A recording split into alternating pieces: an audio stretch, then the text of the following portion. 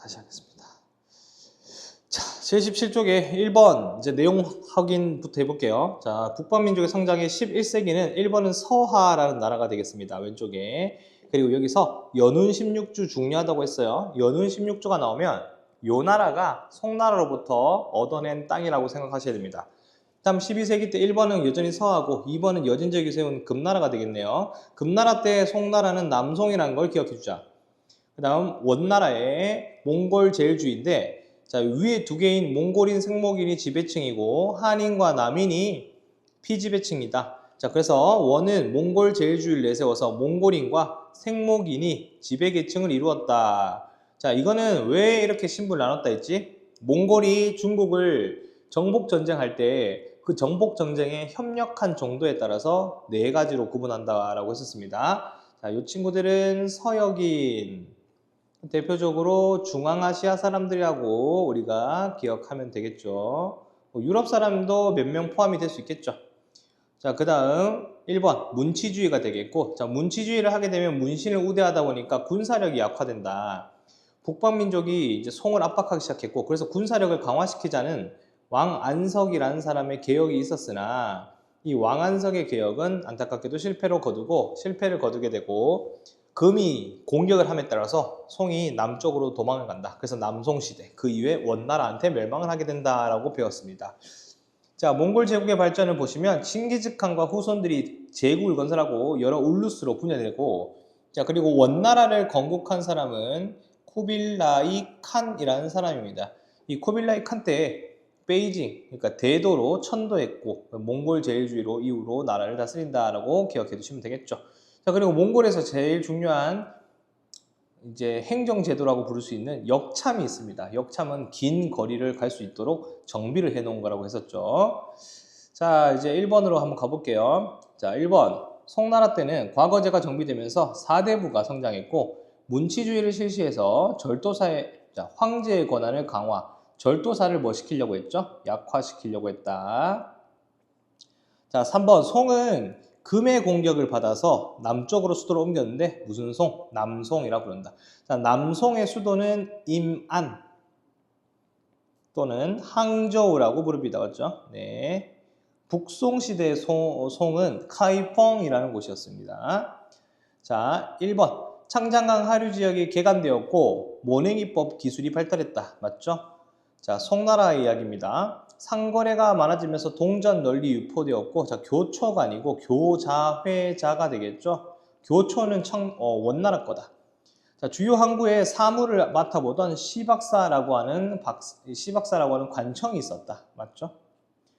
자, 남송시대 때 우주의 원리와 인간의 본성을 탐구하는 무슨 학이 등장했다. 성리학이라는 것이 등장했다.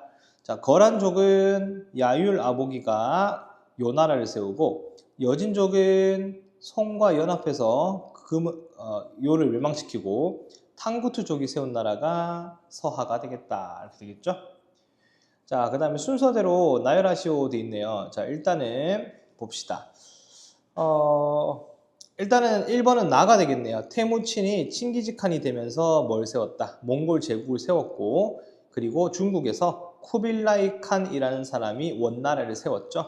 그리고는 남송이 멸망하게 되고, 그 뒤에 홍건적의 반란으로 인해서 원나라가 북쪽으로 쫓겨나게 되죠. 그걸 북원이라고 부릅니다. 쫓겨나게 된다. 이 순서가 되겠네요.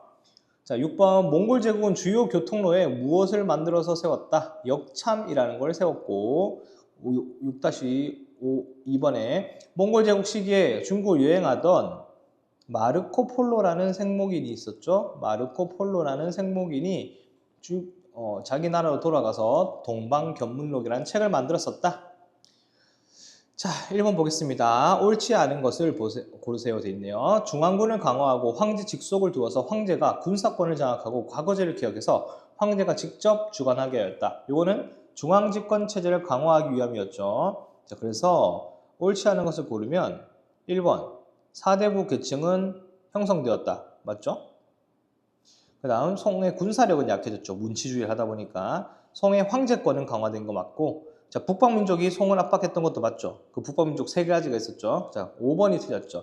절도사의 권한은 약해졌다가 정답이죠.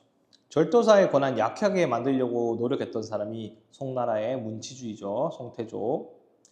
두 사건 사이에 있었던 사실, 자, 송을 건국했고 송이 금의 공격을 받아서 천도했다. 자, 이게 무슨 시대가 열리는 거죠? 자, 남송 시대가 열리는 거죠. 여기는 송이 건국했으니까. 이건 이제 그러니까 수도가 어디일 때야?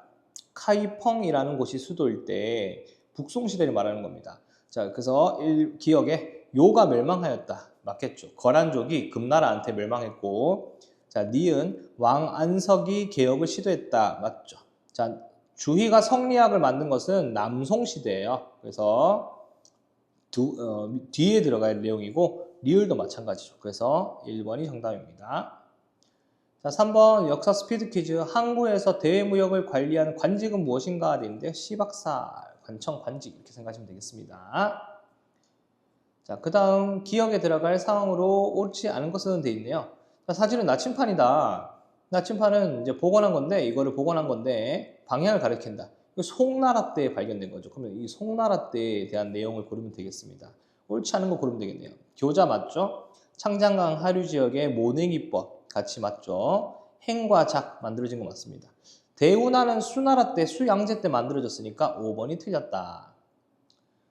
자, 이 지도 문제가 정말 많이 나와요. 자, 가나라는 어디다? 요나라다. 요나라는 무슨 족? 거란족이다. 그래서 5번에 정답이 될 수 있는 것은 원에 멸망하였다. 요거는 이제 뭐 금나라나 또는 남송이나 이런 나라들이 되겠고요. 자, 그 다음 고려를 침략하였다는 맞죠. 요 나라가 고려를 3번 침략합니다. 탕구투족이 만든 거는 서하고, 송과 연합해서 요를 멸망시킨 건 금나라고, 동아시아 최초로 유목 제국을 건설한 거는 흉노죠. 흉노. 네.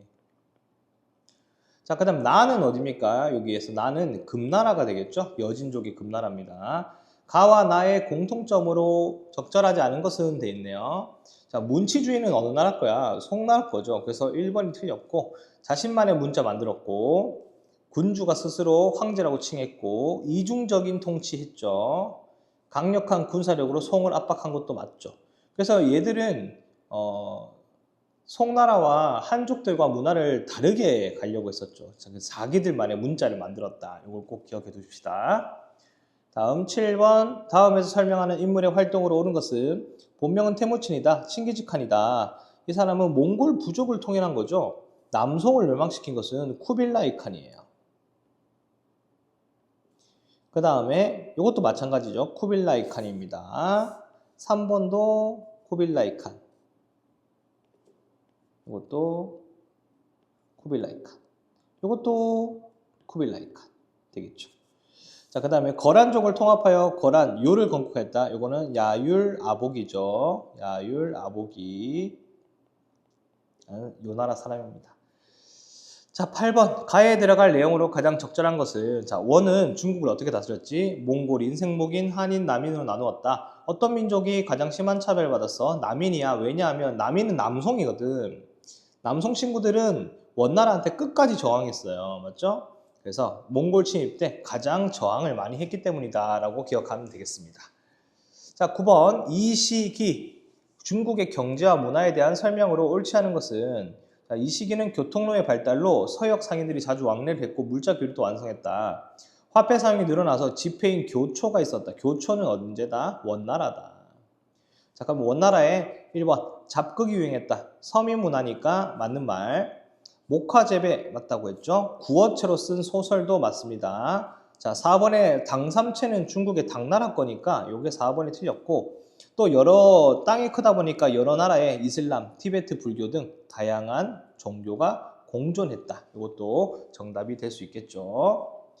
다음 10번입니다. 지도에 해당하는 시기의 사실로 옳지 않은 것은 되는데, 이 보니까 역참이라고 나와 있죠. 이것도 원나라 때입니다. 그리고 2명의 여행을 했던 사람들 남아있죠. 그래서 이 사람들이 있으니까 생목인이 있었던 원나라 때라는 걸 알 수가 있습니다. 자, 원나라 때 옳지 않은 걸 골라보겠습니다.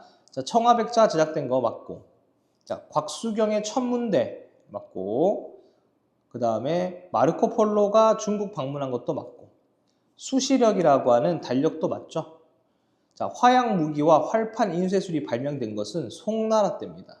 요게 우리가 기억해야 돼. 발명은 송나라고 이 유럽에 전파한 거는 원나라입니다. 전파한 거는 원나라 때라고 보셔도 무방합니다. 자, 6번에 유라시아 대륙이 하나의 교역권으로 통합되었다. 뭐 맞는 말이 되겠죠. 자, 이렇게 해서 우리가 원나라, 송나라, 원나라까지의 문제풀이를 마무리해봤습니다. 문제를 반드시 풀고 나서 채점을 채점을 하면서 풀이를 써 오셔야 됩니다. 먼저 문제를 풀어보고 이렇게 정리해서 이거 다음 시간에 검사하는 테스트 같이 쳐보도록 하겠습니다. 수고했습니다. 안녕.